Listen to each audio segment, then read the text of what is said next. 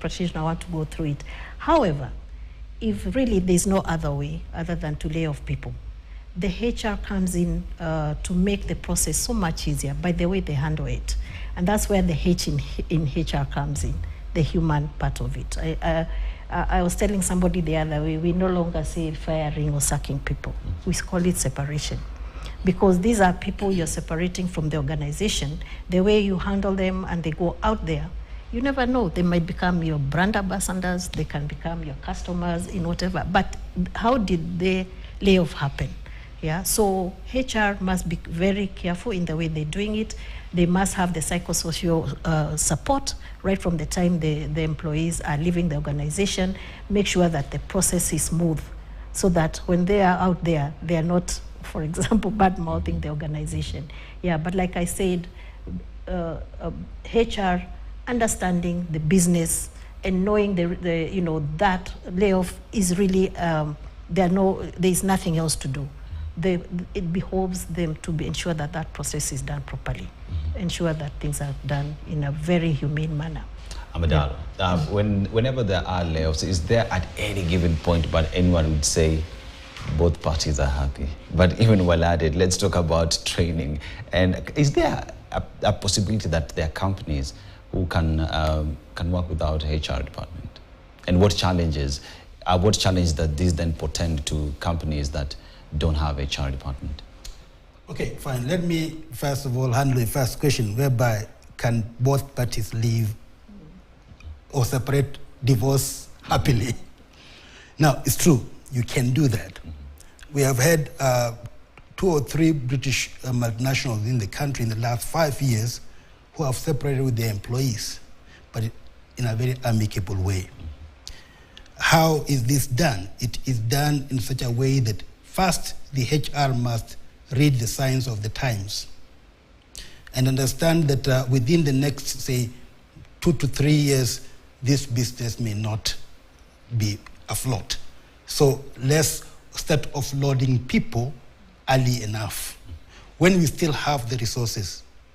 And when you still have resources and things are looking very good, at that particular time you have the luxury of involving other things. You will bring in the training of these employees as they leave, especially on financial management.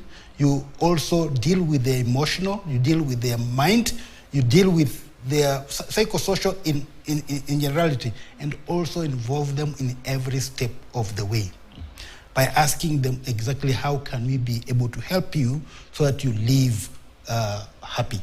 It's not really happy, but we can make it more softer landing. So that, to me, is very key. And when you do this, people leave knowing that even the little cash that we have, we can be able to use it effectively, and you can also train them. Even retirement, the reason why some people don't even want to retire is because they are not prepared. So preparing employees from the day one they are employed on separation, as Madam CEO put it, it's key. This should be a continuous process throughout the life of an employee. Now, turning back to the other question, that can a company do without HR? Not in the current setup. Because we realize that many entrepreneurs who come up with businesses do not have the HR background, and therefore they make many mistakes. And over the years, that's the reason why we came up with HRMP Act in 2012, which insists that for any particular company, though we have not put their specific number of employees, it has to have someone who has some training in human resource. This person must be registered as a HR practitioner and must be licensed. And this person who is licensed to practice has got also a code of conduct and ethics that they must ascribe to. So as CHRM trains, it only churns out for these people to be registered by Institute of Human Resource Management.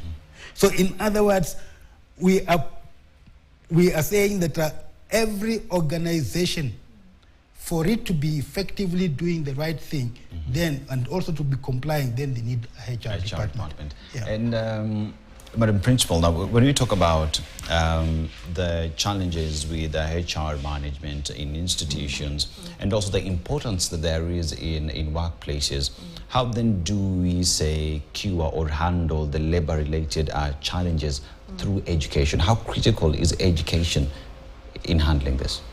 Thank you. Really critical. And right now, HR practitioners are confronted by so many challenges at the workplace.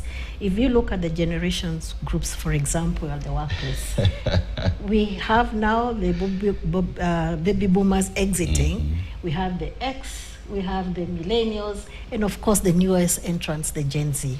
For a HR practitioner, trust me, that poses its own challenges. So in terms of ensuring that the workplace has, proper employee relations, it's the responsibility of the HR to ensure that this happens. Just understanding each group, what is it that is more important to them?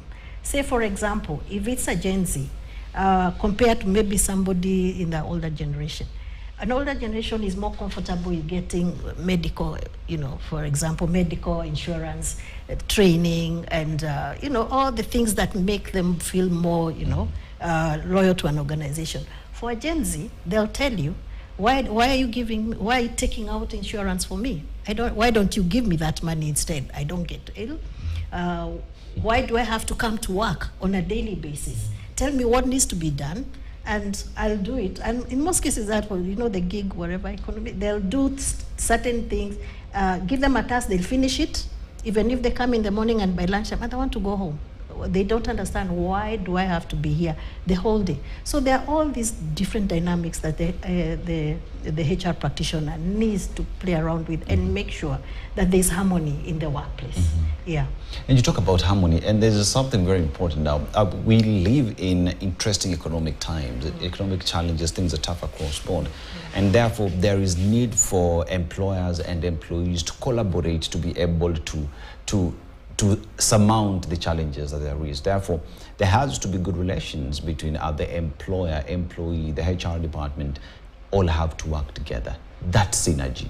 Talk about it, the importance of having that unity at a workplace. Yeah, it's key. It's very unfortunate that in many organizations, they have looked at trade unions as a problem.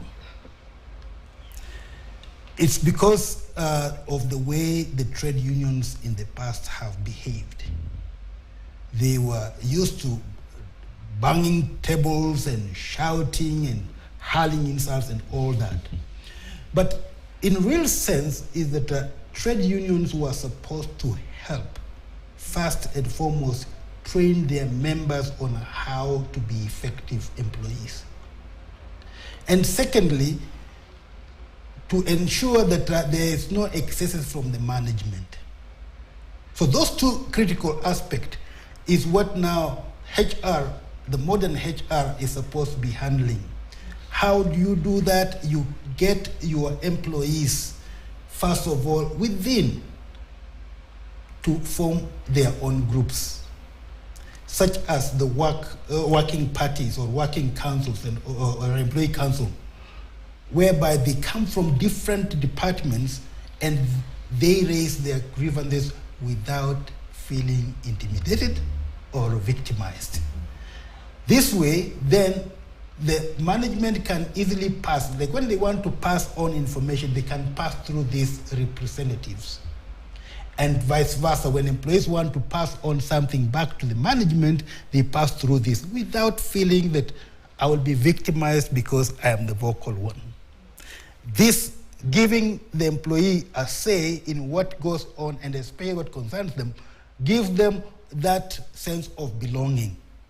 But when you leave it whereby you're only giving orders, then people just be there to earn a salary and not to perform as expected. Now, Madam Principal, now there is this term that exists in workplaces. Our office exercises the open door policy, open communication. How important is that aspect? Or we find others would just say it is a statement that exists but is never implemented. But in real sense, in reality, let's approach it as a factor of enhancing communication and collaboration in workplaces. How critical is that? Just like the policies. You don't write policies and keep them aside and don't practice it. So if you say you have an open door policy, really, is it an open door policy? Does every employee feel safe that they can approach, say for example, myself as the head of the training college, to walk in and say, Madam Principal, I would like to have a word with you, and I'll give them a hearing? So it is just, I mean, it's more than just saying it. And it's not just listening, but are you going to take into, into action, or are you going to listen to whatever that person has come to talk to you about seriously, and maybe have it as one of the proposals or suggestions, or within the organization? Because we can't say we have an open door policy to please people, but we also have a barrier that is making people not come to us. So we practice what we say. It's very, very critical, and it also brings a sense of belonging, a sense of engagement, because you feel somebody cares about you. And when when you feel somebody cares about you, of course you feel this is a place I would want to work in. But don't say you have an open door policy, but everybody tiptoes around that door and they don't want to come in because they don't feel safe coming to say. And even when I come and talk to you certain things, that's where the safety comes in. For example, it's something maybe I want to talk about, I'm seeing is not happening in the right way. Are you going to use that information now to come and victimize it? Or you are going to use it in a wise way, in such a way to improve the environment? Yeah. Margaret Kinyanjui, she is the Principal, College of Human Resource Management, and Stephen Amadalo is an employee relations expert. As we have in this discussion on employee-employer conversations, this conversation definitely must continue. Many thanks for gracing the studios today. But as one way to develop the competency-based curriculum in the country, the Standard Group Organization, through newspaper in education,